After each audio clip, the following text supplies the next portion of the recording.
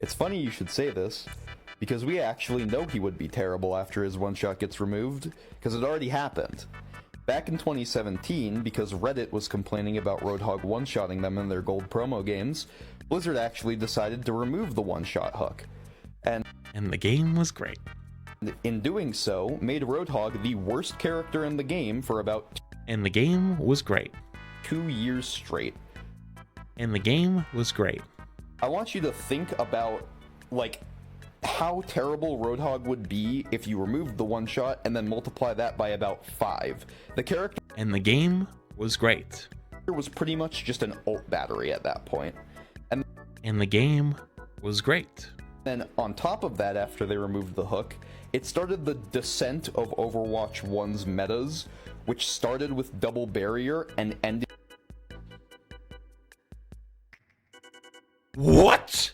You just said 2017 and double barrier in the same sentence. That didn't even become a thing until 2020. Oh, what? Double Shield brought back Roadhog, actually, because they felt bad that they thought Roadhog would actually be a good tank versus Double Shield. So the idea behind Roadhog getting buffed was to break shields faster. So they gave him more damage. They gave him more self-sustain. They made it so that Hog could be helped break tanks or tank barriers to line up shots for DPS. Ended with goats. And this went on for Wait, what? 3 point. And then on top of that, after they removed the hook, it started the descent of Overwatch 1's metas, which started with double barrier and ended with goats. And this one. Yo, time traveler? Where did you come from? It's the wrong direction. It was it was dive. Triple tank. We're gonna go back to when Hog was good. Triple tank. Ryan, Diva, Hog. Wait, was it Ryan Diva Hog or was it Ryan Zarya Hog? Was it Ryan Diva Hog or Ryan Zarya Hog? I thought it was Ryan Zarya Hog. It might be Ryan Zarya Hog. So there's triple tank, Ryan Zarya Hog, Soldier, Ana, Lucio. Or then sometimes Reaper was in there, and then it was Beyblade. That died off because Hog got on. Dive became prevalent. Winston, Diva, Genji, Tracer, Zen, Mercy. Then Moth meta came. Moth meta dominated for a few seasons. Absolutely destroyed the whole game from the top down. Then Brig got released in Season 10. Season 10, Goats went on from Season 10 to Season 15. Right before we got to Roll Q, Orisa had gotten giga buffed over the last few patches to try to stop Goats. They were trying to put these other patches in, and Orisa became scary good. Then Hog, Oink and Yoink, Hog Orisa became meta for Season 16 or 17, right before Roll Q for one season. And then Double Shield came out when the release of Roll Q and Sigma. So Double Shield started in Season 18. Season 18 or 17, whenever Sigma came out. That was I think that was about 2019, 2020. Because Echo came out in 2020. I think it was about 2019 or the beginning of 2020, around that area. End of 2019. Then that dominated all the way through until the release of Overwatch 2. Roadhog was actually buffed multiple times. Hog got his one shot back. He actually kept the extra ammo that he was given. He was given an extra bullets. He actually had 6 bullets at one point. They reduced it to 5. He originally had 4. So then he had the one shot plus an extra bullet. Then they gave him the movement heal. Then they gave him the damage reduction. Then they gave him less ult charge. What are you talking about? Roadhog got like 9 small buffs because they were trying to counter this other meta, and they didn't understand how they were doing it. Roadhog's terrible. On for 2-3 years, pretty much, of just metas getting progressively more and more annoying and more unskilled. So But how is this your argument about Roadhog, though? That doesn't make sense. For 2-3 years, pretty much, of just metas getting progressively more and more annoying and more unskilled. So, as annoying as Roadhog's hook is right now, and once again, I definitely think it does need to get a nerf just in other aspects, just wait. As soon as they remove the one-shot, I'm willing to bet we're gonna get one of the most unfun and annoying metas in Overwatch 2 history. Quote me on it. Okay, that's just like a cop-out, because one of two things happens. One, nobody remembers what you said, and then they just move on. Or 2, it actually happens. You can go, see. Listen, the reason why you can bank on that is because sometimes it happens and people go, oh, what the It happened in Season 1. People were like, oh, Genji's really strong, and then they nerfed Genji, but then everyone was like, what the f, don't nerf Genji. Most high-level players were cool with Genji being fine, but all the low-level players were like, no, Genji's too strong, so that's why they nerfed him. And that's why the whole meme started with, like, nerf Genji, because the high-level players were like, no, don't nerf Genji, he's fine. But, like, the data and other stuff showed to nerf Genji, so they nerfed him, and it was like, wait, what the f. But then we also have stuff like Sojourn that's been completely running rampant for the last, I don't know, few months.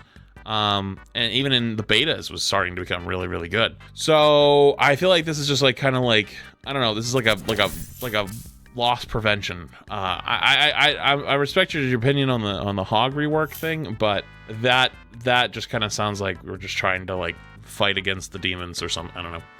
Overwatch 2 support tier list for Season 2. For S tier, we have Kiriko and Lucio. Kiriko received the I'd argue that Mercy's actually S tier now and Lucio's A tier. little nerf, but still has an amazing ultimate and great mobility. Then we have Lucio. His speed boost can change games and make him winnable. For A tier, we have... I don't want to be addicted, but like, really? ultimate and great mobility. Then we have Lucio. His speed boost can change games and make him winnable. For That's why Lucio's good. His speed boost can change games and make them winnable. My guy. The script. Yo, you need a ghostwriter? Hey, I ain't cheap, but I can help out. I'm doing this for a long time. I got a pretty good resume on it. I'm sure you could probably find cheaper, but hey, if you're looking for one, I got you. A tier, we have Zen, Ana, and Mercy. Zen has an amazing ult, but his healing orb just isn't enough. Ana receives some but his healing orb. Zen has an amazing ult, but his healing orb just isn't enough. So nothing of what makes Zen good then. Is what Zen's good with is because the meta is Hog and Orisa, and sometimes Ramattra or Sigma. And if it's Sigma, Zen's good against breaking the shield. If it's Hog, Discord Orb. If it's Orisa, Discord Orb. If it's Ramattra, then Zen's not the greatest pick, but receives some buffs, but compared to Kiriko and Lucio, she's just not S tier. Mercy's damage that doesn't explain why she's A tier though. That just says, oh, you got buffs, but it's not that, she's just not as good. That does. Boost is still really good with pocketing, but her healing output is still just not enough. B tier. Because you don't, Mercy's whole thing is an enabler. So you play Mercy because Sojourn's good. If Sojourn wasn't as good, Mercy's win rate or pick rate would probably fall off pretty heavily. Baptiste, he's okay. He's just an average pick. For C tier, he's just an average pick. Why? We have Moira. Moira is great for climbing at low ranks, but her healing output is just not enough. And for D, Moira is great for climbing at low ranks, but her healing output is just not enough. And for what is that supposed to mean? Moira has one of the highest healings in the whole game. Anytime you play brawly rush comps, you play Moira because she has the highest AoE consistent healing in the entire game. She's not a single target healer, but she heals everybody at the same time. If you're actually playing Moira for healing, like how Pro Play plays Moira when she's actually being played in meta, she is extremely powerful at healing and is the fastest charging ultimate on average in high level play. For D tier, we have Brig. You're just trolling. Overwatch. This is the same thing as the tank one. You just say, I just trolling. You don't say why Brig isn't very good right now. The reason Brig isn't very good right now is because it's not a meta that suits her. She's actually a pretty good, like, there's actually a Brig one trick who's like rank 20 or something right now. It's like top 20. And the reason why they're top 20 is because Brig is being slept on and actually could very easily become meta if one or two things change in the tank comps. And the reason why it hasn't changed already is because Sojourn's so good, so you need the Mercy to pocket the Sojourn. But if Sojourn was just like out of existence, Mercy would probably fall off and Brig would easily slot in. Like very easily slot right in. So, oh man. Next. No. There should not be a tank that is allowed to one-tap you from basic. Yeah, so like this is the point of his character.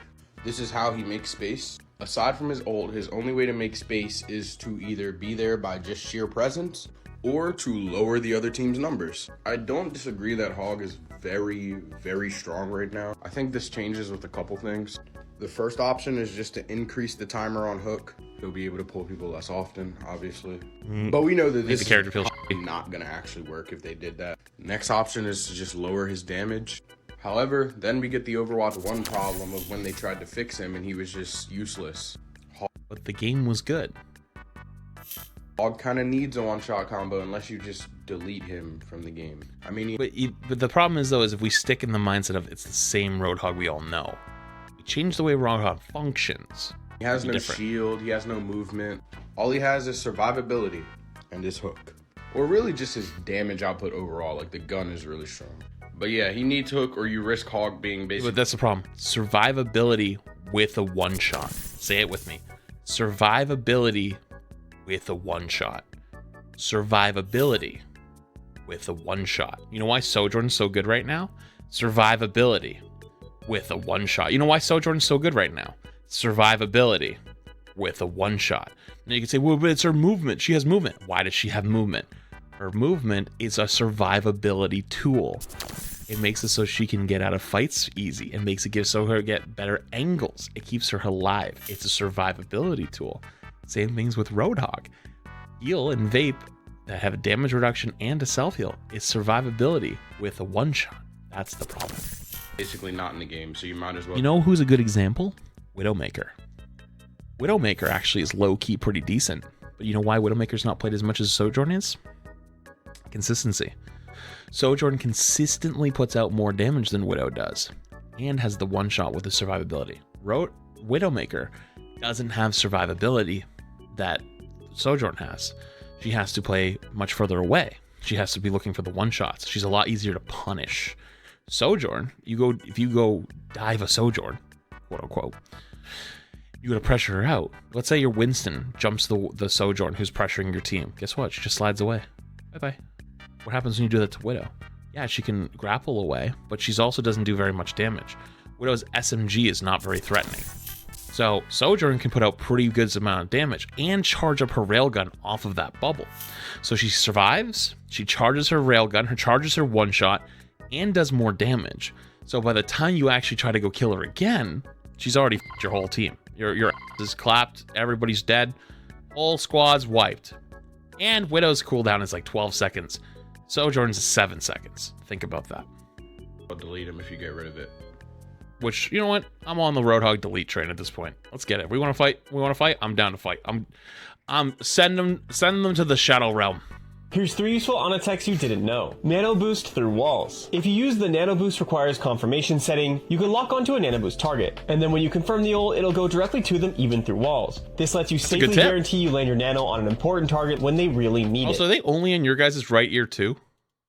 Max damage combo. When you land asleep on a squishy target, there are 3 main damage combos you can use to kill them. If they have around 200 HP, the best combo is shoot, nade, shoot, punch. If they have around 150 HP, the best combo is nade, shoot, punch. And if they have less than 100 HP, then all you need to do is shoot, punch. Honest primary fire damage isn't instantaneous though. So characters like Reaper, Tracer, or Moira can escape without dying if they have their defensive abilities available and have high HP. So in these situations, it's usually best to save it, or also in situations where your teammates can secure the kill. Quick scoping. Honest scope down mode makes her shots hit scan and therefore easy to hit, but it slows her movement down and limits her vision. So you can quick scope by scoping down, shooting, and unscoping to limit the time you're slowed in low vision. This slows your overall fire rate, so save it for when you need to hit difficult shots. Here's 3. Okay, you kind of cut off there. Other than the audio problem, this should get more attention. This is good. This is actually really good tips. Yeah, pretty solid tips. Well done. Actually, well done.